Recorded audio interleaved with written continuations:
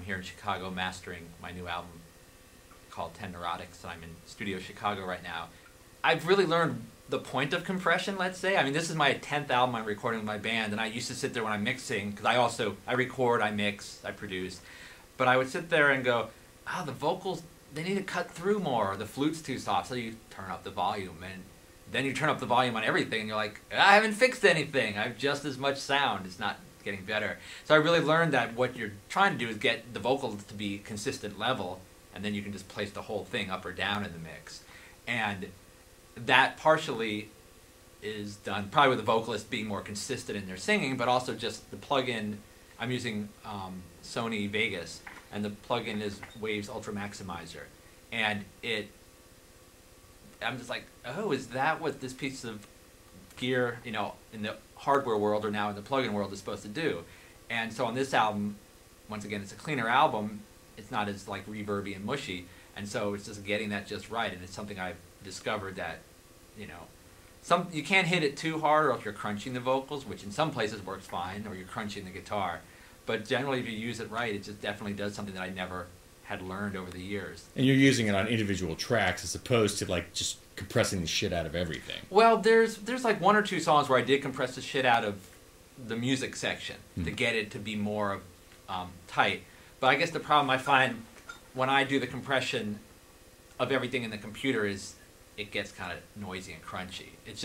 It's too much. I can't say technically, but it just sounds like it's too much stuff trying to be compressed. It has that flat kind of life sucked out of it sound is the best way I can describe it. It sounds like I don't know. It sounds to me more like it's pegging somewhere. Even if you're not doing it heavily, but if you have, you know, some song has 40 channels going on, if they're all going through this compression at once in a plugin, to me it sounds like it's pegging, which is why in mastering, you know, compressing on the Manly, you know, it's an analog compressor, and it just has a really nice, subtle, warm sound to it. So you're doing the same job on the whole mix, but you're getting a warm output rather than a kind of, it's not like it's digitally distorted, it's just crunched up to me. And so there's one vocal line will have compression, then the flute line or whatever. That's what I'm doing on the plugin end, but then on the whole song, I'll be doing that here. I would listen to mixes with a compression on temporarily, because I think you get a better idea of what you're going to have an end result that way. Well, I mean, some people, I've heard stuff where they, you compress something, you get a live recording, let's say, and they compress something, and then they compress the entire song because it wasn't done, you know, with different tracks, and then they compress it again and again and again, and then it just sounds like... Yeah, well, I mean, it's just painful on the ear because not, you know, you want to have dynamics, and you want to compress it just the right amount.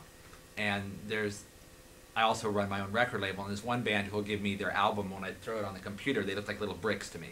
I mean, it's like, you pull it out as far as you can, it's like, I saw a dynamic there. But everything else is just like as loud as possible. And I'm like, you know, I mean, that's one way to do it, but I really like having dynamic. And that's the iPod.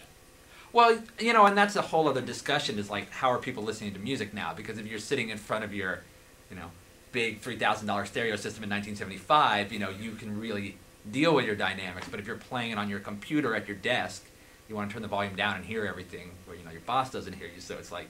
With the little Bud earphones, those really, really do wonders for the bass in a song. Yeah, and probably for your ears, too. You know, and it's also like, you know, with Al mastering here, he masters rap and other stuff, and there's a certain thing they're looking for, because I don't expect my music really to be listened to in the car. You know, that's not the primary point of, you know, exposure to it. You're not going to be listening to it in a lowrider. Right, and so it has some low end, but you're not as worried about rattling the doors. And I guess over time I've decided that most people are probably like me, and I listen to like 90% of my music on my computer now. Because I'm at work listening, or I'm at home online, and still on the computer it's easy. And so there's a little bit of thinking how to compensate for that while not destroying anything else that you could hear on real speakers. Like, you want something that people could listen to, you know, in a variety of formats on the computer, but also, you know, you could press it on vinyl and it wouldn't sound horrible. Right, that is true. I mean, it does have the low end and everything, but you just have to figure that many people aren't going to ever hear that.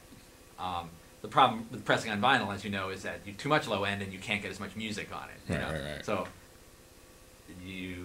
then they compensated by dialing out some low end, I would assume back then. But I was talking about compression. Yes, compression. Right, exactly. And I think on vinyl, that's why they took care of it. They would compress it all down. Not as bad as AM radio, let's say, but they would compress it so the bass wouldn't make as wide as the groove. You, like we were talking about the wave. What was it? You said the wave, the plugin. Yeah, the wave plugin, right. Right. And I guess when I started recording digitally, I wasn't about plugins. I was really like trying to send everything out analog still. And over time, I've gotten to like know which ones are doing the job properly for me. So the Wave plugin, Ultramaximizer is the one it's called. You know, it definitely has been useful.